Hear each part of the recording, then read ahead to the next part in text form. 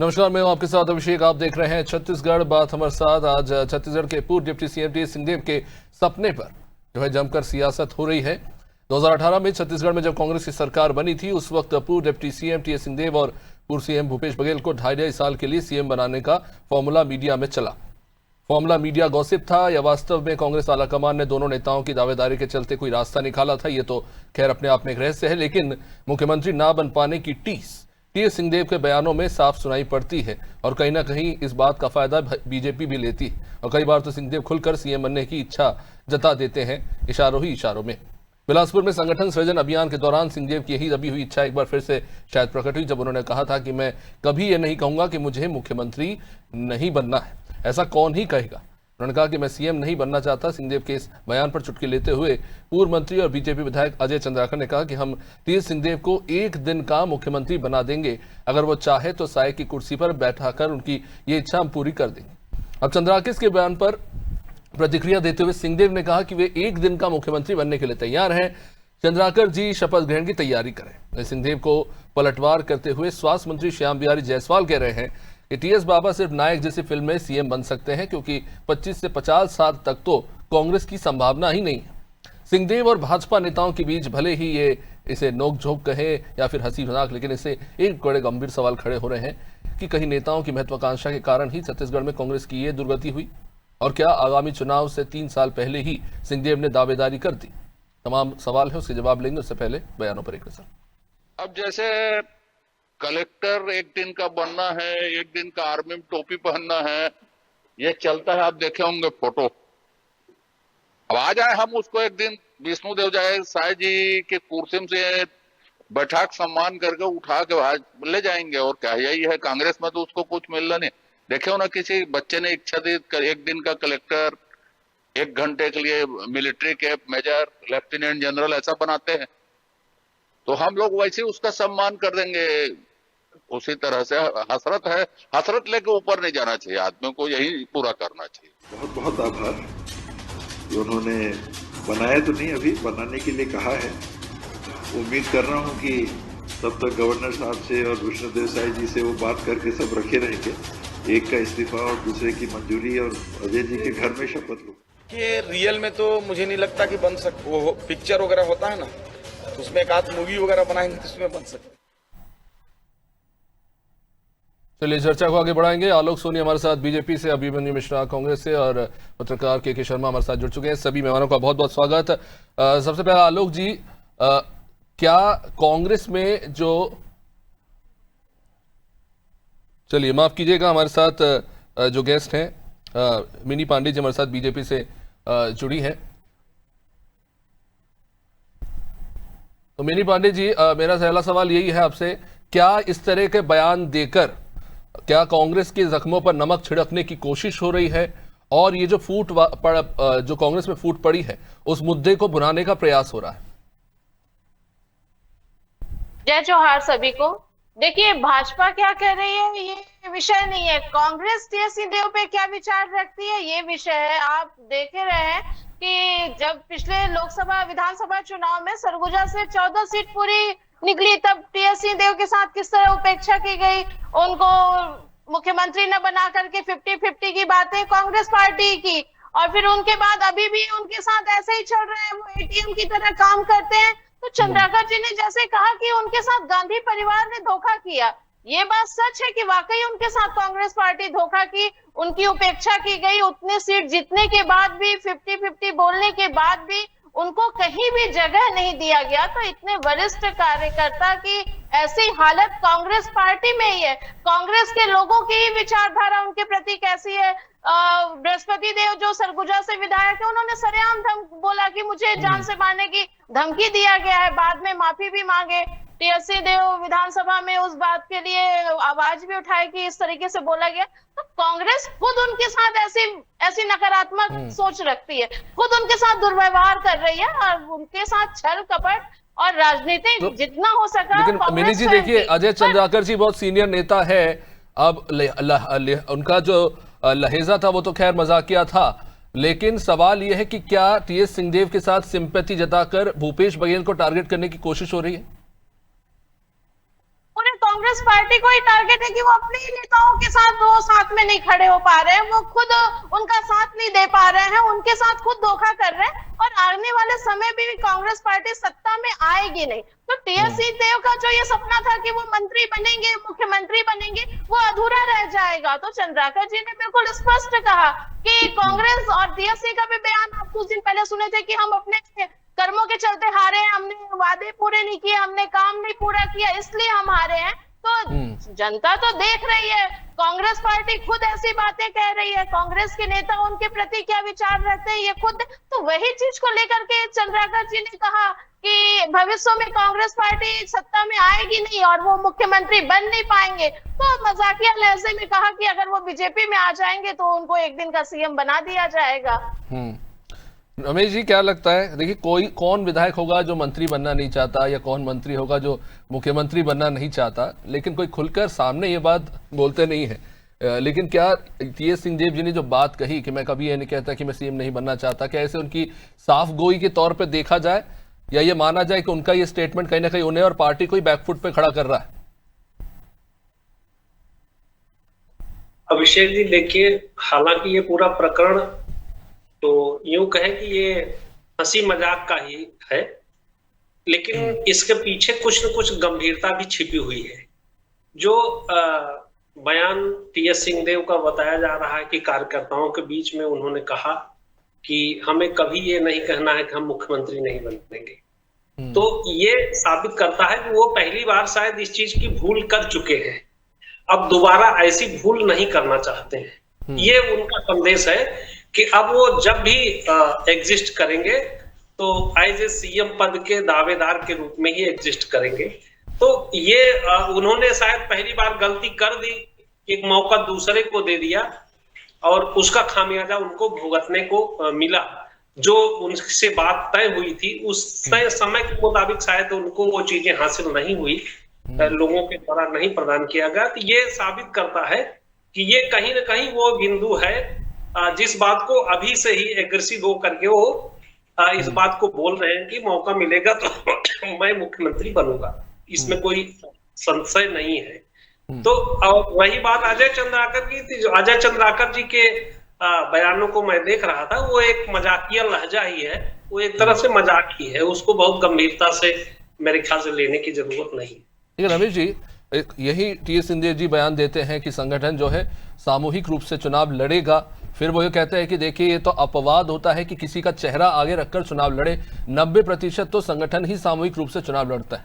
तो उनके बयानों में कॉन्ट्रडिक्शन दिखता है, एक टकराव है उनके अपने बयानों में, और कहीं ना कहीं क्या वो ये इशारों में कहने की कोशिश कर रहे हैं कि वो अभी भी मैदान में है, पीछे नहीं हटे? नहीं, आप समझिए, आप इस बात को समझने की कोशिश करिए कि टीएस सिंहदेव का जो 2018-2017 में जो चुनाव कैंपेन चला इलेक्शन का, उसमें जो उनका रोल ये था कि टीएस सिंहदेव जो कहेंगे वो बात कटेगी नहीं। टीएस सिंहदेव का मतलब कांग्रेस की एक बड़ी धार। लेकिन 2018 से लेकर के 2023 की जो सरकार चली, उसमें लगा कि टीएस सिंहदेव जो बात कहेंगे वो कट भी सकती है और वो मानी जाए, ये पूरी तरह से सही नहीं है। उनको ये समझ में आ गया कि मैं अपना कद जो समझता था वो मेरा कद है नहीं, उससे कहीं कमतर ही है। तो ये जो अभी आप कॉन्ट्राडिक्शन की बात कर रहे हैं, ये कॉन्ट्राडिक्शन उसी का एक नतीजा है। वो कभी कुछ बोल देते हैं, कभी कुछ बोल देते हैं। अभी वो अपने को अब ये समझ गए कि मेरी श्रेष्ठता उस जगह नहीं है जितना मैं समझता हूँ। तो उस लिहाज से वो तरह तरह की बातें करते हैं कि कभी पूरा संगठन मिलकर चुनाव लड़ेगा, चूंकि वो ये भी समझते हैं कि शायद वो अगर लीडरशिप करे तो हो सकता है संगठन के कुछ लोग विरोध में भी आ जाए। इसलिए वो पहले से ये तय कर रहे हैं कि संगठन मिलकर चुनाव लड़ता है, फिर लीडरशिप किसी की हो जाती है, मुख्यमंत्री कोई बन जाता है। ऐसी बातें वो बार बार कह रहे हैं जी। चलिए, अभिमन्यु मिश्रा जी भी हमारे साथ जुड़ चुके हैं। चलिए, संजय देवानंद जी हमारे साथ जुड़े हैं और आगे बढ़ते हैं। संजय जी, आवाज पहुंच रही है आप तक? नमस्कार जी। संजय जी, सीधा सवाल यही है, टीएस सिंहदेव कभी कहते हैं कि संगठन सामूहिक रूप से चुनाव लड़ेगा, कभी वो कहते हैं कि वो इनकार नहीं कर रहे कि वो सीएम नहीं बनना चाहते। तमाम तरह के उनके अलग अलग बयान आ रहे हैं, तो किस तरह से देखती है इसे कांग्रेस? क्योंकि कहीं ना कहीं ये माना जाता है कि पार्टी के एक धड़े ने उन्हें कॉर्नर करने की कोशिश की और इसका खामियाजा कांग्रेस ने भुगता। सबसे प्रथम तो मैं सभी दर्शकों को नमस्कार करता हूं। आपके चैनल के माध्यम से आपने मुझे अवसर दिया, इसके लिए धन्यवाद आपको। बट टीएस बाबा जी का जो बात है, उन्होंने कभी भी कांग्रेस के खिलाफ कोई बात नहीं कही है। कांग्रेस सामूहिक तौर पे चुनाव लड़ेगी पूरे छत्तीसगढ़ पे, लेकिन सीएम बनने से इनकार नहीं की बात पर कहां से कांग्रेस का विरोधी चेहरा नजर आता है या कांग्रेस का विरोध कर रहे हैं ऐसा प्रतीत होता है। ऐसा कोई बात तो है ही नहीं। टीएस बाबा ने सही कहा संगठन के मामले में कि संगठन जो चाहेगी और संगठन मिल करके चुनाव लड़ेगी छत्तीसगढ़ पे, और बहुत अच्छा रिजल्ट आने वाले समय में आएगा। क्योंकि छत्तीसगढ़ के अंदर जो भाजपा सरकार की इस बार हिटलरशाही नीति जो चल रही है, जो ये हमेशा कहते थे, कांग्रेस के ऊपर आरोप लगाते थे कि एक घर के चौखट से चलती है करके, आज दिल्ली के चौखट से इनकी भाजपा चल रही है। किसी की बोलने की हिम्मत नहीं है भाजपा में कि वहां की किसी विरोध कर दें, या छत्तीसगढ़ के हित की भी बात रहती है, उस बात को भी खुल करके बोल नहीं पाते भाजपा के लोग। और आज अगर कांग्रेस के ऊपर आरोप लगाते हैं तो ये मिथ्या है और उनकी बौखलाहट है ये सब चीज। संजय जी, एक तरफ वो कहते हैं कि सामूहिक रूप से चुनाव लड़ेंगे, फिर वो कहते हैं कि देखिए चेहरे पर तो चुनाव कभी कभी लड़ा जाता है, अपवाद होता है, 90% समय तो चुनाव जो है सामूहिक रूप से पार्टी लड़ती है। तो ये किस चेहरे की बात कर रहे थे टीएस सिंहदेव? क्या छत्तीसगढ़ के सबसे सशक्त चेहरे जैसे भूपेश बघेल माना जा रहा है आपके पार्टी से, क्या उनकी तरफ इशारा था उनका? देखिए, सामूहिक चुनाव संगठन के चेहरे पे चुनाव लड़ेगी। संगठन तय नहीं किया है कि किस चेहरे को फेस किया जाएगा। जैसे भाजपा में मोदी के चेहरे को लेकर के चुनाव लड़ते हैं, इस तरह की हर पार्टी का अपना एक चेहरा होगा। पर वर्तमान में ऐसी परिदृश्य निर्मित नहीं हुई है कि किसी के फेस को रखा जाए। बट कांग्रेस जो है एक होकर के चुनाव लड़ेगी और कांग्रेस का सिंबल जो है उसी सिंबल पे चुनाव लड़ेगी, और सबका चेहरा उस कांग्रेस पे है, क्योंकि हम सब कांग्रेस के कार्यकर्ता हैं और कांग्रेस अपनी पार्टी के साथ खड़ी है। कांग्रेस पार्टी के सिंबल पे चुनाव लड़ेगी, ये चेहरा है कांग्रेस का। रमेश पांडे जी जो बात कह रहे थे कि टीएस सिंहदेव जी जो पार्टी में अपना कद समझते थे, वो उन्हें एहसास कराया गया कि वो कद उनका नहीं है, उस पर आप क्या कहेंगे? और इसके सबूत भी है। बृहस्पति सिंह ने जिस तरह से आपकी सरकार रहती है कह दिया कि मेरी हत्या और मेरे ऐसे कुछ विधायकों की हत्या करवाने की कोशिश हो रही है ताकि टीएस सिंहदेव मुख्यमंत्री बन सके, इस तरह के बयान दिए, दिल्ली तक लेटर लिख दिया। तो कहीं ना कहीं ये दिखता है कि सीधे तौर पर उन्हें टारगेट किया गया आप ही की पार्टी के धड़े के द्वारा। निसंदेह जब परिवार बड़ा होता है, बर्तन ज्यादा होते हैं तो आवाज आती है, राहत होता है, परंतु इससे ये नहीं होता है कि वो पार्टी के नहीं है या अपने परिवार के सदस्य नहीं है। ऐसा बिल्कुल नहीं है। हमारे पास विधायकों की संख्या भी अधिक थी और सरकार बनी हुई तो निसंदेह जरूरी है। एक मानव प्रवृत्ति है कि हम कभी किसी के लिए अच्छे होते हैं, कभी किसी के लिए बुरे हो जाते हैं, परंतु ये पार्टी की विचारधारा नहीं होती है। पार्टी की विचारधारा है कि वो पार्टी के सिंबल के नीचे और पार्टी की नीति और रीति से काम करे। पर संजय जी, क्या आप ये मानते हैं कि बहुत बड़ी भूल थी पार्टी के लिए इन चीजों को मैनेज करना, जिसका खामियाजा आपको चुनाव में भुगतना पड़ा? बड़ी संख्या में आप सीटें हारे हैं, वो भी टीएस सिंहदेव के इलाके से, या वो सबसे पावरफुल थे पिछले चुनाव में? निसंदेह होता है, ये परिस्थितियां होती है जब हम अपने विचारधाराओं से अलग हट जाते हैं तो कहीं ना कहीं इसका खामियाजा भुगतना पड़ता है। परंतु हम सभी कांग्रेस की विचारधारा से जुड़ करके आने वाले समय में चुनाव लड़ेंगे और बेहतर रिजल्ट छत्तीसगढ़ के अंदर आएगी। ठीक है मिनी जी, वैसे तो टीएस सिंहदेव और उनसे जुड़ा हुआ ये इशू बार बार उठता जरूर रहता है, उनके पार्टी के अंदरूनी कलह का मामला है, लेकिन बार बार बीजेपी से और खासतौर से अजय चंद्राकर जी जिस तरह के बयान देते रहते हैं, क्या ये मुद्दों से भटकाने का प्रयास है? क्या ये उस बात का काउंटर है कि जो कांग्रेस आरोप लगाती है कि दिल्ली से सरकार चलाई जा रही है, यहाँ पर नेता सिर्फ कर्मचारी बनकर रह गए? देखिए, छत्तीसगढ़ में विष्णुदेव साय की सरकार बहुत अच्छे से काम कर रही है और छत्तीसगढ़ में योजना बनती है तो योजना को क्रियान्वित भी किया जाता है। छत्तीसगढ़ की सरकार जो वादे की उस वादे को पूरे भी कर रही है। 2 साल में आप देखे होंगे कि बहुत सारी ऐसी चीजें जो छत्तीसगढ़ की सरकार की है, तो केंद्र में भी हमारी सरकार है, राज्य में भी अब तो त्रिस्तरीय हमारी सरकार है। तो ऐसा कुछ नहीं है, यहाँ की जनता को हित में रख करके, छत्तीसगढ़ के लोगों के हित में रख करके सरकार काम करती है और सरकार निस्वार्थ काम करती है और सरकार निस्वार्थ काम कर रही है। पर आप कांग्रेस अपना देखे, अपनी गुटबाजी देखे, अपना खेमा देखे। लेकिन मिनी जी, ऐसा कमी देखने को मिलता है कि राज्यपाल जो है राज्य के कामकाज में हस्तक्षेप कर रहे हो, जिस तरह से महासमुंद में जाके मीटिंग्स करते हैं, जिसको लेकर कांग्रेस ने भी सवाल उठाए थे और इशारा कर रहे थे कि देखिए दिल्ली से चीजें कंट्रोल हो रही है।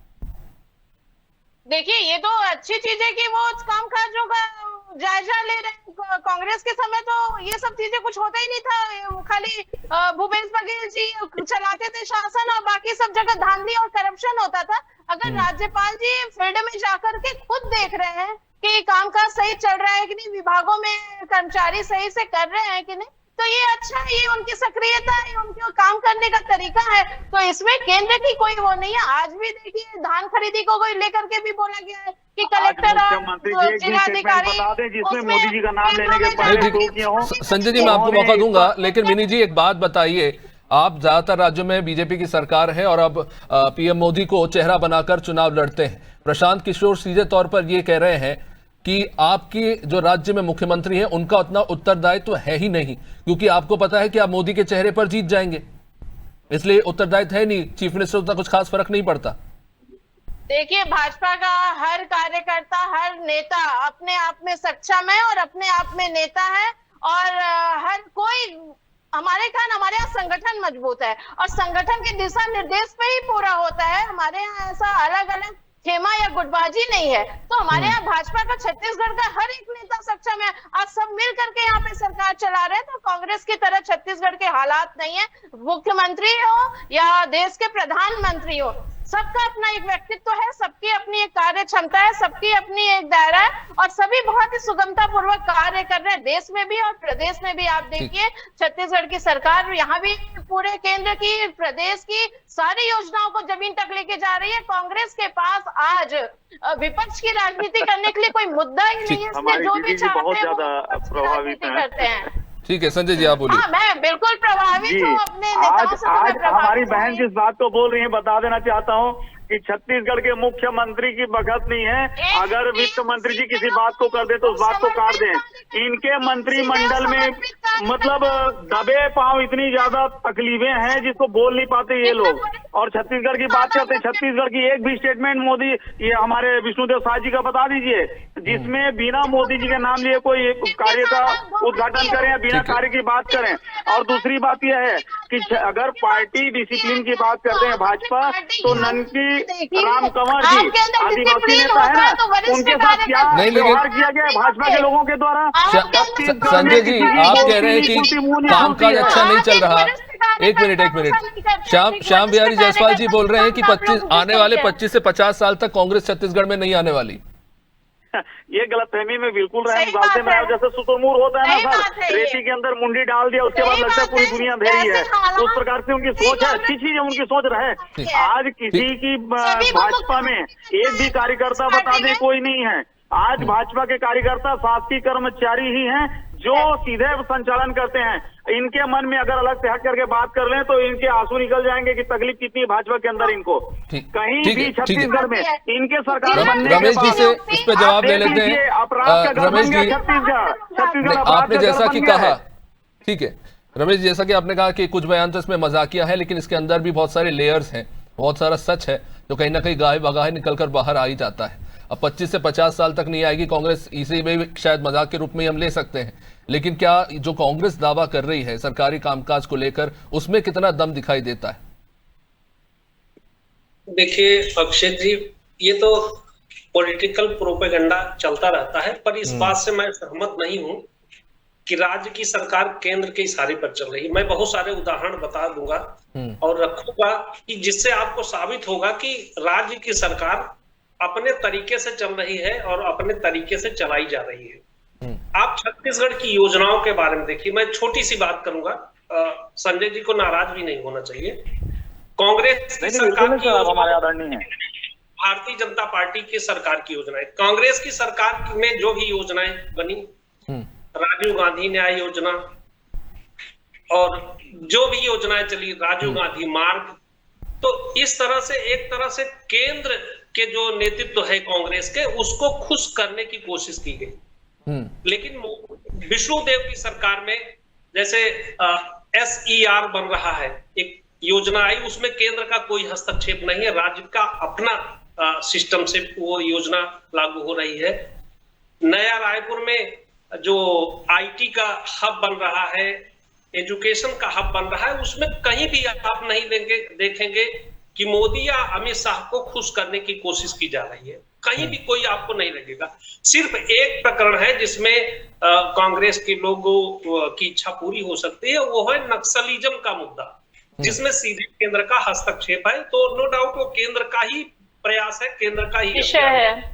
बाकी मेरी समझ में कहीं भी किसी भी एक बिंदु पर आप ये नहीं कह सकते हैं कि राज्य की सरकार केंद्र के इशारे पर काम कर रही है।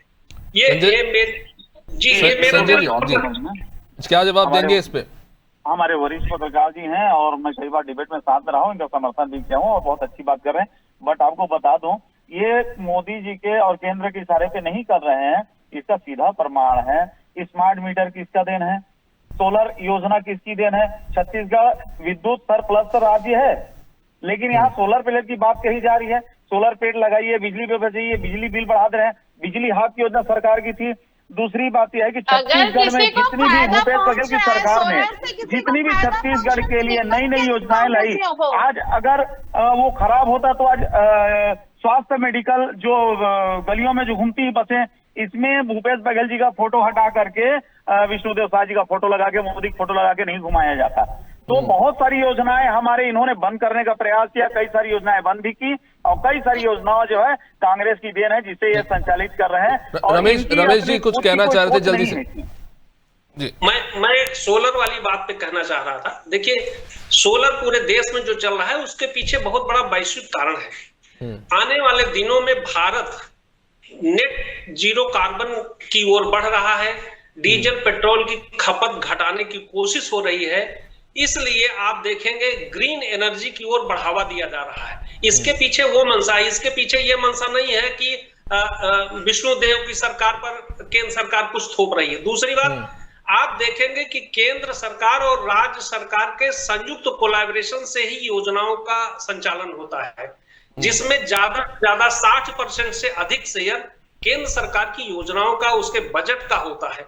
ये बहुत बड़ा विषय है, इस पे बहुत बात किया जाएगा तो बहुत लंबा हो जाएगा। लेकिन ये कहना ठीक है कि एक राजनीतिक लाभ लेने के लिए कुछ भी कहा जा सकता है कि भाई केंद्र की सरकार पे चल रही है, मोदी के इशारे पे चल रही है, लेकिन वस्तुतः जो भी योजनाएं हैं उसके पीछे आप देखेंगे, अध्ययन करेंगे तो पाएंगे कि ऐसा कुछ भी नहीं है। और सरकार की जो योजनाएं हैं वो जनहित के लिए, देश हित के लिए, राष्ट्र की हित के लिए। संजय जी, जो आपने सवाल पूछा है, मैं उस पे जी मिनी जी 30 सेकंड समय नहीं है मेरे पास, सिर्फ 30 सेकंड। मिनी जी, जो स्मार्ट मीटर का मुद्दा अभी संजय जी ने उठाया है उस पर जवाब दीजिए कि उससे किसको फायदा पहुंचाने की कोशिश हो रही है? अडानी अंबानी को। देखिए, कांग्रेस की कोई भी एक योजना बताइए जो धरातल पे काम की हो, 5 साल चली हो, कोई एक योजना कांग्रेस के शासनकाल में। हर योजना करप्शन का भेंट चढ़ी है। योजना चल रही है मैडम। मिनी जी, स्मार्ट मीटर पे क्या कहेंगे आप? बहुत सी जगह से शिकायतें आ रही है कि गलत रीडिंग्स आ रही है, एक्सेसिव रीडिंग्स आ रही है, ज्यादा आ रहा है बिल।